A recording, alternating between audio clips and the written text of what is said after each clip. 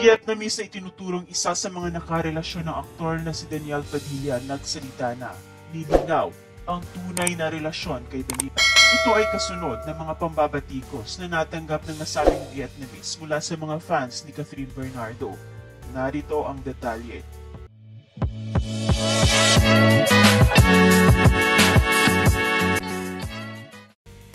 Tila lumalawak na ang third-party issue sa hiwalayan Kath deal. Nitong nakaraang mga araw, maraming mga female celebrities na ang nadadawit. At ayon sa mga kumakalat na balita, maraming beses nang nagloko di umano si Daniel sa loob ng higit sa 10 taong magkarelasyon sila ni Catherine. Isa sa mga inakusahan ng mga netizens na naging karelasyon umano ng aktor nito lamang nakaraang taon 2023 ay ang Vietnamese na ang pangalan ay Min Poong. Ayon sa rumor, isa umano si Min sa naging dahilan ng hiwalayan ni Daniel at Catherine. Hindi nagustuhan ni Min ang ginagawang panghaharas ng mga fans ng Kath deal simula pa nung nakaraang taon. Kaya naman, nagdesisyon na siyang lumantad upang ipaliwanag ang kanyang side of the story at maipagtanggol ang sarili. Ngayong araw lamang, January 15, 2024, nagbigay ng official statement si Min at ayon sa kanya, Min Poong, Emma. Since last year, I have received a lot of messages from fans and supporters of Daniel Padilla, a famous actor in the Philippines.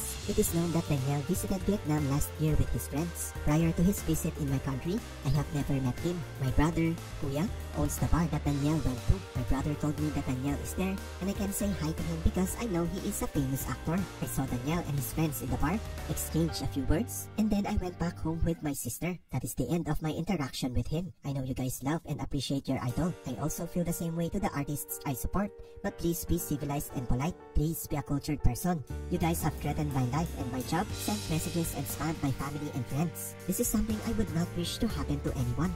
A lot of you guys think that I am someone important, but I want to ask the question, are you accusing me with no proof and all speculations? To be clear, I do not know who Johnny Moonlights is, and I do not care who he is either. I am a common Vietnamese citizen. I work, hang out with my friends, meet people, and live my life normally. I hope you maintain dignity and respect when coming to my social media. And please do not... Isang beses lang daw sila nagkita ni Daniel at ito ay nangyari sa Vietnam nang bumisita ang aktor sa bar na pagmamayari ng kanyang kuya. Nalaman niya umano sa kuya niya na naroon si Daniel na isang sikat na aktor sa Pilipinas. Kaya naman, pinuntahan niya ito.